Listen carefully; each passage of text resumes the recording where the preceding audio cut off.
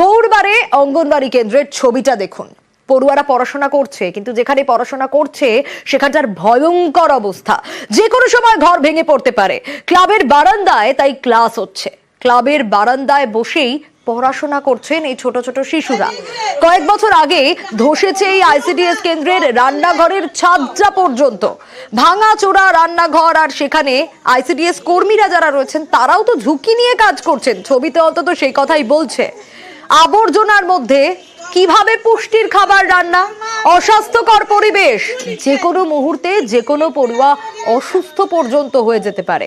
আর এতেই তো প্রশ্ন উঠছে, দিগ্বিজয় রয়েছে, জানাতে পারবে দিগ্বিজয়, কেন এরকম অবস্থা? সুরাহা কেন নেই? এই ছোট ছোট শিশুরা এইভাবে পড়াশোনা করছে, কেন কোনো ব্যবস্থা নেওয়া হচ্ছে না? কেন ঠিক করে দেওয়া হচ্ছে না সবটা?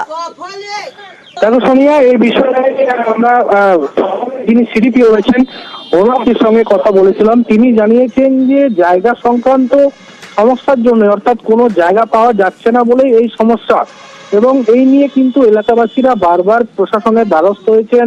গ্রাম পঞ্চায়েত থেকে শুরু করে পঞ্চায়েত সবাইকে আবেদন করেছেন যাতে এই অঙ্গনওয়াড়ি কেন্দ্রটি নতুনভাবে তৈরি করা হয়। বর্তমানে কিন্তু পশ্চিম মেদিনীপুর জেলার সবংয়ের গৌড়বাড় বুথ এলাকায় যে অঙ্গনওয়াড়ি কেন্দ্র রয়েছে সেটি কিন্তু একটি ক্লাবে চলছে। সেই ক্লাবও কিন্তু ভাঙাচোরা অবস্থা এবং অস্বাস্থ্যকর পরিবেশে রান্না হচ্ছে। সেই খাবার কিন্তু পড়ুয়াদের খাওয়ানো হচ্ছে। যে কোনো মুহূর্তে কিন্তু পড়ুয়ারা অসুস্থ হতে পারে। এই নিয়ে স্কুলের যারা অঙ্গনওয়াড়ি কেন্দ্রের যারা দিদিমণি রয়েছে তারা, সমাধান কোথায়, কবে হবে সমাধান, সে বিষয়ে কিছু জানা গেল? সে বিষয়ে যিনি সিডিপিও ছিলেন তিনি আমাদের জানিয়েছেন যে একটি জায়গা চিহ্নিতকরণ চলছে। সেই জায়গাটি যদি চিহ্নিতকরণ হয়ে যায় তাহলে কিন্তু সেখানে অঙ্গনওয়াড়ি কেন্দ্র তৈরি হবে। মূলত জায়গার সমস্যা, কিন্তু ক্লাবের পক্ষ থেকে জানানো হয়েছে যে সরকারকে তারা জায়গা দিতে রাজি, সরকার যদি চায় সেখানে কিন্তু তাদের তোমার কাছে আসবো। তবে স্থানীয়রা যারা রয়েছেন তারা কি বলছেন একটু আগে সেটা শোনাই, তাদের অভিযোগটা। ক্লাব কর্তৃপক্ষ যা জায়গা দেওয়ার কথা প্রধানবাবুকে আমরা লিখিতভাবে দিয়ে দিচ্ছি, এই হয়ে যাচ্ছে ওই হয়ে যাচ্ছে, এই কন্ট্রাক্টর করে দিবে, এই করে দিচ্ছে, অমুক হচ্ছে, এখন পর্যন্ত তার হয়নি, কোনো স্টেপই নেয়নি। বাচ্চারা কিভাবে পড়াশোনা করছে ওইভাবে ভগ্ন অবস্থায় আসতেছে। আমরা বলেছি প্রধানকে হয়ে যাচ্ছে, এই করে দিচ্ছে, এই বাড়ি হয়ে যাবে, এই কন্ট্রাক্টর কাজ করবে আসবে, এখন পর্যন্ত তার কোনো নেই, ঠিকঠাক হয়নি, কিছু হয়নি, ভাঙা টাঙা সব পড়ে আছে। বাচ্চারা বৃষ্টি ভিজে ভিজে সব স্কুল আসে, ভিজা স্কুল, ভাঙা স্কুল, একটা এখানে কিছুই করে দেননি। আচ্ছা, এই যে অঙ্গনওয়াড়ি কেন্দ্র রয়েছে এতে তো এই যে খাওয়া দাওয়ার যে ব্যবস্থা রয়েছে তো অপরিষ্কার জায়গায় রয়েছে। হ্যাঁ, একদম অপরিষ্কার, একদম পরিষ্কার নয় এখানে। আপনারা কোথাও আবেদন করেন? আবেদন করা হয়েছে, এখানে কিছুই করেননি। এখানে জায়গা দেওয়া হয়েছে, জায়গাটা ঘর হবে কবে জানি না। এই তো বাচ্চারা পড়াশোনা করছে এবং অপরিষ্কার জায়গায়, খাওয়া দাওয়ারও জায়গা অপরিষ্কার। তো বাচ্চাদেরকে টিফিনে করে খাবার দেওয়া হয়ে যায়, এখানে বস করিয়ে খাওয়ানোর মতন আমার উপযুক্ত পরিস্থিতি নেই না। মানে সরকারকে কি আপনারা জানিয়েছিলেন? সরকারকে অনেকবার জানানো হয়েছে, এখানে পঞ্চায়েতকেও জানিয়েছে, জেলা পরিষদেও জানানো হয়েছে, সব জায়গায় জানানো হয়েছে। ক্লাবে কর্তৃপক্ষরা সবাই জায়গা দিয়ে দিয়েছে, এবারে ঘর হবে বলছে, কবে হবে সেটা আমরা জানি না। অঙ্গনবাড়ি কেন্দ্রের জন্য জমি খোঁজা হচ্ছে বলে আশ্বাস সিডিপিওর। ওইটা তো আমরা জায়গা খোঁজ করছিলাম, একটা তো জায়গা লাগবে প্রথমে, সেই জায়গাটাই তো পাওয়া যাচ্ছে না।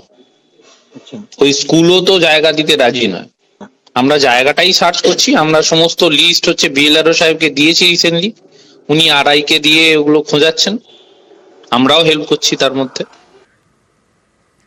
এ তো এক জায়গার ছবি আপনাদের দেখালাম, কিন্তু নামেই অঙ্গনবাড়ি কেন্দ্র। আরামবাগের ছবি যদি আপনারা দেখেন, যেখানে বাঁশের ঝোপের পাশে বসে পড়াশোনা হয়, খোলা আকাশের নিচে পুষ্টির রান্না হয়। বানারহাট সেখানকার ছবিও যদি দেখাই, বেহাল অঙ্গনবাড়ি কেন্দ্র দেখুন।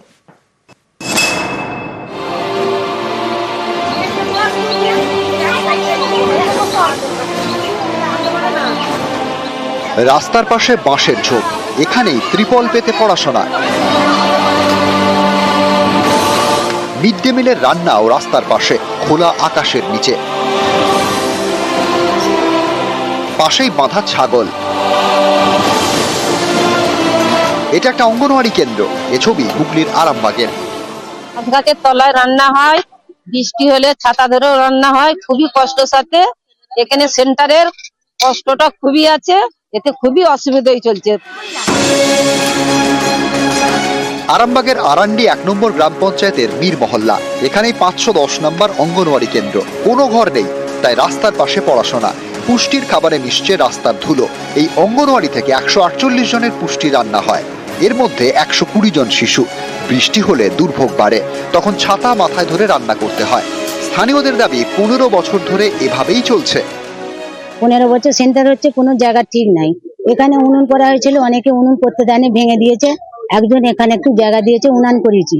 বাচ্চাদের এখানে বসানোর জায়গা নাই, জায়গা একটা খুব প্রয়োজন, একটা সেন্টার যাতে হয়। আইএমডিপি ফান্ডে স্কিম করে আমি পাঠিয়েছি, কিন্তু অ্যাপ্রুভ আসেনি। আশা করছি খুব দ্রুততার সঙ্গে ওই আইসিডিএস সেন্টারটি নির্মাণ হয়ে যাবে, আমরা প্রসেস করছি।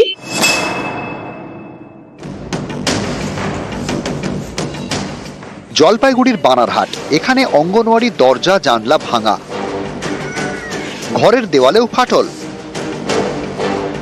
বানারহাটের তেলিপাড়া চা বাগানে চৌকাঠ লাইনে অঙ্গনওয়াড়ি। স্থানীয়দের দাবি এখানে প্রথম থেকেই কারেন্ট এবং জলের কানেকশন নেই। 2022-এর পর অঙ্গনওয়াড়িতে পরপর দুবার তাণ্ডব চালায় হাতি, ভেঙে দেয় দরজা জানলা। তারপর থেকে ঝুঁকির মধ্যেই চলে পড়াশোনা, সেটাও মেঝেই বসে। 22 জনের জন্য পুষ্টির রান্না হয়, রান্নার জন্য জল আনতে হয় পাশের বাড়ি থেকে। হাতি ভাঙছে, সেই জন্য এরকম আছে। কতদিন হয়েছে? 2022 সালে জুলাই মাসে, আড়াই বছর হয়ে গেছে। আধিকারিকদের জানিয়েছেন? সিডিপিও সাহেব আধিকারিক জানিয়েছি, যেদিন ভাঙছে সেই দিনে জানিয়েছি। আমরা অলরেডি একটা এস্টিমেট করে আমরা উদ্বোধন কর্তৃপক্ষকে পাঠিয়েছি। এই ব্যাপারে ফান্ড এলে আমাদের সেই কাজটা আমরা করতে পারবো। হুগলি থেকে শুভদীপ ঘোষ এবং জলপাইগুড়ি থেকে রকি চৌধুরী, নিউজ 18 বাংলা।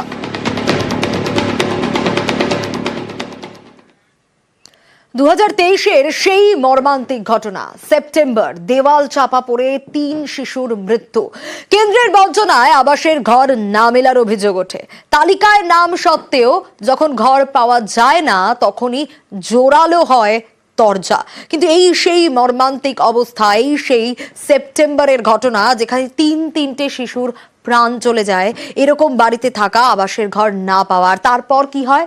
সন্তানহারা 3 বাবাকে নিয়ে দিল্লি যান অভিষেক বন্দ্যোপাধ্যায়। রাজ্যের উদ্যোগে ঘর দেওয়ার প্রতিশ্রুতি দেন মুখ্যমন্ত্রী। যে ঘটনাগুলো ঘটেছে, এই যে মর্মান্তিক বেদনাদায়ক ঘটনা, এর জন্য একমাত্র দায়ী হচ্ছে নরেন্দ্র মোদী আর গিরিরাজ সিং। বাংলার মানুষের রক্তের দাগ এদের হাতে রয়েছে। আর আজকে গায়ের জোরে দিল্লি পুলিশ লাগিয়ে আমাদের আন্দোলনকে থামিয়ে দেওয়া, গান্ধীজি কার্ডের পৈতৃক সম্পত্তি নয়, ঘর প্লাস জব কার্ড হোল্ডার, এরা সবাই 4 জন। 100 দিনের প্রায় 7,000 কোটি টাকা বন্ধ, এই যে 4 জন দাঁড়িয়ে আছে বাড়ির জন্য আজকে ছোট ছোট বাচ্চারা প্রাণ হারিয়েছে, তার সাথে এদের 100 দিনের টাকায় বন্ধ, কারো 8,000 টাকা বন্ধ, কারো 10,000 টাকা। এই সবকটা জব কার্ড হোল্ডার। যে পরিবারে এমন একটা মর্মান্তিক দুর্ভাগ্যজনক বেদনাদায়ক ঘটনা ঘটে যাওয়ার পরেও 24 ঘন্টার মধ্যে বাঁকুড়া থেকে কলকাতায় আমার সাথে দেখা করে এক কাপড়ে দিল্লি যেতে প্রস্তুত হয়েছে। তারা বলেছে এই ঘটনার যাতে পুনরাবৃত্তি না হয় বাংলা জুড়ে, আমরা এই আন্দোলন জোরালো করতে এক কাপড়ে দিল্লি যাব। আমি কুর্নিশ জানাই এই ভাইদের।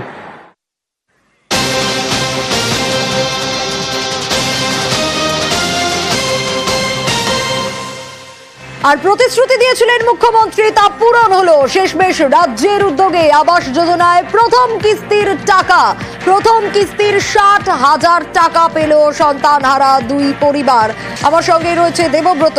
দেবব্রত, শেষমেশ ঘর পেল বাঁকুড়ার সন্তানহারা এই 2 পরিবার। ঠিক যেরকম প্রতিশ্রুতি দেওয়া হয়েছিল সে মতোই মিলল প্রথম কিস্তির টাকা।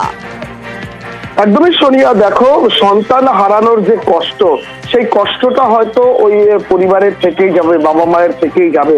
তবে তারা কেন্দ্র সরকার যে বঞ্চনা করেছিল, যেমনটাই অভিযোগ তুলেছিল, কারণ 2023 সালে সেপ্টেম্বর মাসে মাটির দেওয়াল চাপা পড়ে 3 শিশুর মৃত্যু হয়েছিল।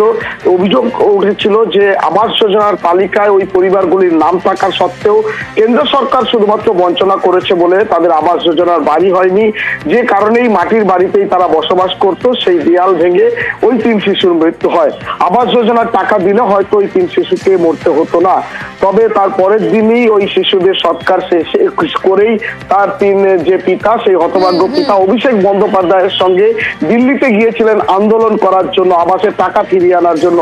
সেখানেও কিন্তু একেবারেই কোনো কিছু হয়নি, অর্থাৎ টাকা পাননি। রাজ্য সরকার প্রতিশ্রুতি দিয়েছিল তাদের বাড়ি তৈরি করে দেওয়ার। রাজ্য সরকারের একক প্রচেষ্টায় বাংলার আবাস যোজনা প্রকল্পে তাদের আওতায় নিয়ে আসা হয়। অবশেষে গতকাল ওই 3 পরিবারের মধ্যে 2 পরিবারের অ্যাকাউন্টে ইতিমধ্যেই টাকা ঢুকেছে। আরেক যে পরিবার রয়েছে তারও হয়তো আজকালের মধ্যে টাকা ঢুকে যাবে, এমনটাই জানা যাচ্ছে। তবে খুশি একেবারে সন্তান হারানোর যন্ত্রণা তো কোনোদিনও ভোলা যাবে না, কিন্তু মাথার উপর ছাদটুকু পাওয়া গেল রাজ্যের প্রতিশ্রুতিতে। আমাদের কাঁচা বাড়ির দেয়ালে খেলছিল, হঠাৎ দেওয়ার পরে আমার তিনটি বাচ্চা মারা যায়। পাকা বাড়ি হয়েছিল না তখন? আমাদের আবাস নাম ছিল, লিস্টের নাম ছিল, কিন্তু কেন্দ্র সরকার ঘর দেয়নি, যার ফলে আমাদের ঘর গড়ে ওঠেনি।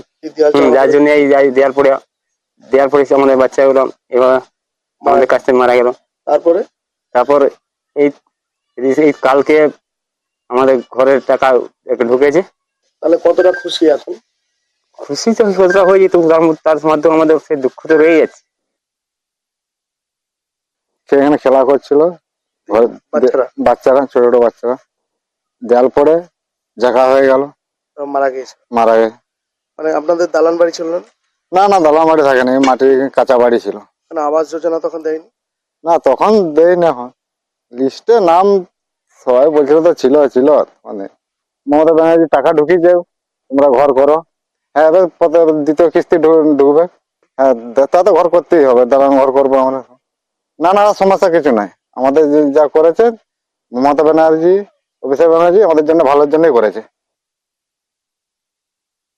দেয়াল চাপা হয়ে বাচ্চাগুলো 3টা বাচ্চা মারা গেছে। একজন আমার ছেলে ছিল। আগে বাড়ি দিলে তো এরকম হতো না। হ্যাঁ, লিস্টে নাম ছিল কিন্তু বাড়ি দেওয়া হয়নি। আপনাদের কাঁচা বাড়ি রয়েছে? হ্যাঁ, এই তো বাড়ি গেছে। তবে এখন টাকা ঢুকেছে ঘরে? হ্যাঁ, টাকা ঢুকেছে। তাহলে কি এবার ঘর করবেন? হ্যাঁ, দেওয়া হয়েছে, ঘর হবে। মানে বাড়িতে খুশি হলেও কষ্টটা রয়েছে। খুশি হলেও আজীবন কষ্ট থাকবে যতদিন না সব মরছে।